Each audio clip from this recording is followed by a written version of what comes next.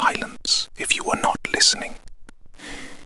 Inside the old library, a single lamp keeps a small circle of warm light on the wooden table. Beyond that circle, the shelves wait in gentle shadow. The building has already closed to the daytime world. The doors are locked against the weather, and the only visitors left are the ones who came here to rest. You do not have to do anything here. You do not have to remember the day.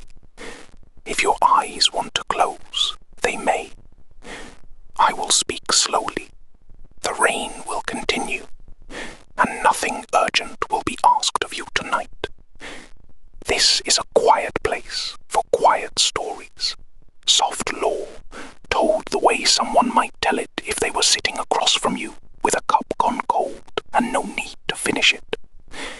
There will be no sudden turns, no demand that you stay alert. Only rain, wood, paper, and a voice that does not mind if you drift away in the middle of a sentence. So settle if you can. Let your shoulders drop. Let the next breath be a little longer than the last. We are already inside. If you look around, or if you only imagine looking around, you will notice how much of a library is made for stillness. Long tables with soft edges worn smooth by years of elbows and open books. Chairs that creak once and then forgive you. Wooden rails along the shelves, dark with polish and time. The air smells faintly of paper and dust and the clean bitterness of wood oil. It is not an unpleasant dust. It is the kind that belongs to rooms that have been loved carefully. Somewhere far off, a clock marks the minutes without hurrying them. You do not need to count along. Outside, the rain draws thin silver lines down the tall arched windows. Streetlight, if there is any, is blurred into a pale glow. Inside, the lamp on the table is the true sun of this small world. Its light is warm and limited, which is a kindness. Unlimited light asks too much of the eyes. A small circle is enough. Beyond the first shelves, the aisles deepen into quiet. Books stand shoulder to shoulder like patient guests who have already said everything they need to say. Their spines hold colours softened by years. Deep green, faded burgundy, cloth the colour of old tea. You do not have to read a single title. Tonight, names are only textures. There may be a wool coat over the back of a chair, left by someone who meant to return, and then decided the rain was a better companion. There may be a page marker of ribbon, resting where a reader stopped without apology. Ordinary things, soft evidence that people have been gentle here. If your mind is still carrying the noise of the day, you can set it down on the table beside the lamp. You do not have to organize it. You do not have to solve it. The library has held heavier weather than one ordinary evening, and it is still standing. Notice, too, how little the room asks of your face. No one is waiting for your reaction. No screen is brightening to pull you forward. The only flicker is the lamp, and even that is steady enough to trust. In a world that often rewards alertness, this is a small permission slip written in amber light. You may become less available now. Somewhere a radiator or an old pipe may tick once, and then think better of it. These are not interruptions. They are proof that the building is a living shelter, warming itself the way a body does in sleep, automatically, without drama. Listen again to the rain. It has not changed its mind. It will keep its steady conversation with the class while we stay. There is a story told about this room, not as a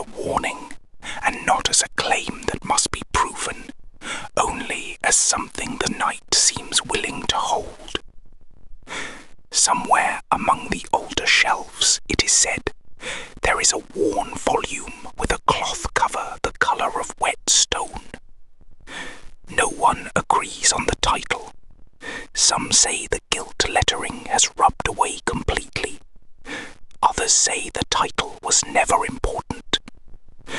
What people remember is the page. The book, when opened, always falls to the same place. Not with violence, not as if forced, simply as if that page were the book's resting heart rate, the place it returns when left alone. On that page, the story goes. The words are ordinary. A paragraph about weather, a description of a road after rain, a few lines about a traveller who decides to walk more slowly. Nothing that would frighten a child, nothing that would make a scholar argue late into the night. Only language that steadies the breath. People who found the book in restless seasons said the same thing in different ways. They would sit down intending to skim. They would mean to gather a fact and leave. And then the page would open under their hands, and the room would become a little quieter, and their shoulders would remember how to lower themselves without being told. One version of the tale says a student once tried to force the book to open elsewhere, pressed a thumb hard into the early chapters, held the later pages like a door that must obey. The book did open where the student demanded, for a moment. Then, when the student's attention wandered, when the rain drew their eyes to the window, the volume settled again, soft as a cat choosing its preferred corner of a bed. Back to the same page, the calming page, the one that did not ask for performance. If this were a different kind of story, someone might call that a spell. Here, we can call it a habit of kindness. Some objects, like some people, learn one useful thing and keep doing it. You do not need to believe the book is magic. You only need to believe that a room can teach a person how to slow down. Rain teaches that. Wooden chairs teach that. A lamp that refuses to light the entire world teaches that. Some people, hearing this story, imagine the page smells faintly of vanilla and dust, the ordinary perfume of old paper. Others imagine a margin note in pencil, almost erased, that says only, "Stay." Whether those details are true does not matter much. Sleep does not require footnotes. It requires a path that does not jab the nerves. And if, somewhere in the dark stacks, a cloth-bound volume is still practicing its one gentle trick, then it is doing what we are doing now, returning again and again to a place soft enough to rest. If you like, you can pretend the book is open on the table beside the lamp right now. You do not need to read it. Knowing it could be there is already a kind of company, like knowing a blanket is at the foot of the bed even when you are not cold. There is another turn to the story, quieter than the first. It says that the page did not always open for everyone, not because the book was cruel, but because some nights a person needed a different kind of company. Music, a walk, a voice in another room. The book, in those tellings, never chased anyone. It simply waited on its shelf like a spare blanket folded at the end of a bed. Available, unoffended if unused. A librarian in one version of the tale used to leave the volume on the corner table nearest the window on evenings when the weather turned heavy. Not as a display, as a courtesy. The way you might leave a chair pulled out for a guest who has not yet arrived. Visitors would sit without being instructed. Some would open the book. Some would only watch the rain. Both choices were correct. When morning came, the book would be closed again and returned to its place. No ceremony, no announcement. The kindness was in the repetition. Let that story rest now. You can keep it if it feels warm in your hands. You can set it down if your mind has already begun to soften around the edges. Either way, return with me to the room as it is. The lamp is still making its small gold island on the table. The rain is still writing the same long letter on the glass. The shelves have not moved. They do not need to. Movement is not the only proof that something is alive. Patience is another. If your eyes have closed, keep them closed. If they are half open, that is fine too. There is no test at the end of this hour. There is only the continuing rain and the next soft story waiting in the vestibule light. Near the entrance of the library, past the first desk, before the long aisle begins, there is a niche in the wall where a small lamp used to burn after hours, or so the second story says. Some nights, if you stand there now, you can almost invent the warmth of it. A modest flame, a glass chimney faintly clouded, a circle of light no wider than a person's two open hands. The tale belongs to a knight librarian, not a famous one, not a figure from a grand history, simply someone who locked the doors, checked the windows, and listened to the building settle after the last footsteps left. In those years, the city outside could be difficult after dark. Rain made the streets slick. Fog made the corners uncertain. Travellers sometimes arrived too late. A cart delayed. A train of thoughts longer than expected. A person walking farther than their courage had budgeted for. They would reach the library steps, hoping for light, and find the public hours already closed. The night librarian could not open the whole building for every late arrival. Rules are also a kind of care. They keep the books dry and the silence intact. But the librarian could leave one small lamp in the niche by the entrance, sheltered from the weather, visible through the glass of the door. It was not a beacon for the whole city. It was a private kindness for anyone close enough to need it. A sign that said, "You are not required to enter the dark alone. Even if the shelves are sleeping, even if the chairs are empty, there is still a little light left on purpose."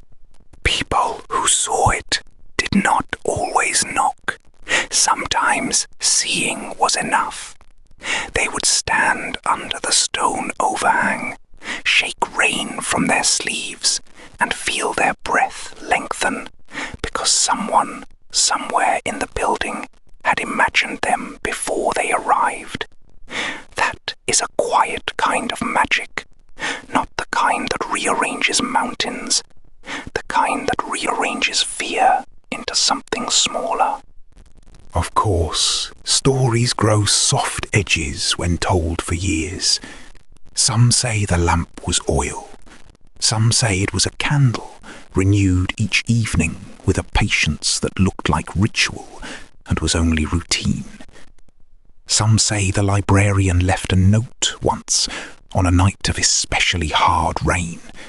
A few words about the nearest dry place to wait, written in a hand that did not try to be elegant. What matters is not the exact fuel. What matters is the decision, repeated until it became part of the building's weather. Leave a light, not for applause, not for legend, for the possibility of one tired person at the door. In one ending of the tale, the librarian eventually left the post, as people do. The lamp niche stayed. Later keepers, hearing the story, sometimes lit a light there again on the worst nights, even when policy had changed and the gesture was no longer required. Habits of care are contagious in the gentlest way. They travel from hand to hand like a warm cup. If you want a moral, it can be simple. You do not need to illuminate an entire library to help someone. A circle the size of 2 hands can be enough. A sentence spoken slowly can be enough. A rain sound that does not escalate can be enough. And if no traveller comes, the light still does its work for the person who lit it. Kindness, even unobserved, steadies the room. So let the entrance lamp glow in your mind for a moment, small, faithful, unhurried. Then walk with me away from the door, back toward the deeper quiet, where the shelves hold their long breath, and the table lamp continues its own soft duty. The 2 lights do not compete. One greets, one keeps company. Between them, a person can cross from the weather into rest. If you are still with me, even half with me, we can take a slow walk along one aisle. There is no destination that must be reached. The walk itself is the resting place. Underfoot, the floor is quiet. Perhaps stone worn to a shallow path where generations have travelled the same route between subjects. Perhaps wood that answers with the smallest sound and then returns to silence. Your steps, if you imagine them, can be slower than usual. There is no one behind you asking you to hurry. On either side, the shelves rise like gentle cliffs of paper. Here and there a volume leans, relaxed, as if it nodded off mid-thought. A brass shelf label catches a thin thread of lamplight and then lets it go. You pass histories that have already happened, poems that have already found their last lines, atlases of coasts you do not need to navigate tonight. If a title surfaces in your mind, let it float by like a leaf on dark water. You are not studying, you are accompanying the room. Halfway down the aisle, the rain becomes a more distant companion, still present, softened by wood and distance. That is a lovely balance. Weather outside, shelter around you, voice nearby. Many of the best nights in a life are made of exactly that triangle. You might pause at a reading nook under a high window. A cushion has kept the shape of someone who sat here and left without ceremony. The glass is beaded with water. Each drop finds another and becomes a small river that does not need a name. Watching rain is one of the oldest forms of meditation, older than the word for it. You can borrow that practice now without effort. Simply notice, simply allow. When you are ready, turn back toward the table with the lamp. Returning is part of the comfort. In sleep stories, we do not exile you in endless corridors. We bring you home to the same chair, the same circle of gold, the same patient weather. On the way back, you may pass a cart of books waiting to be shelved tomorrow. Their presence is hopeful in a quiet way. The work of care continues, but not tonight, and not by you. Tomorrow's tasks can remain tomorrow's. The cart will still be there. The rain will likely still be in the city's memory, even if the sky clears. You are allowed to be unfinished. Sit again if you like. The chair remembers how to hold a person who has set down their day. Let your hands rest open or closed. Both are correct. Let your jaw unclench by a single degree. That degree is enough to begin. The stories can settle now, the way dust settles when no one sweeps, not as neglect, but as peace. The book that opens to one kind page. The lamp left for late travellers. You can keep them as you keep a shell from a quiet beach. Not because you must explain them, but because they feel smooth in the pocket of the mind. Around you, the library continues its night work of simply existing. Shelves hold. Windows receive the rain. The lamp spends its light carefully. None of these things demand applause. They are reliable in the way sleep wants the world to be reliable. No sudden rearrangements. No tests. No raised voices. If your thoughts still wander, you do not have to catch them. Let them walk the aisle without you. They will tire eventually and find a corner. You can stay here in the warm circle, breathing at the pace of rain. There is nothing you failed to finish by resting. There is nothing you must earn before the next breath. The day can remain outside with its wet streets and unfinished lists. This room was made for the opposite of urgency. I will speak less now. The rain will take the larger share of the sound.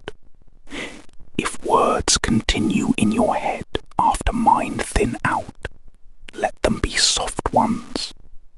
Window, wood, page, lamp, home.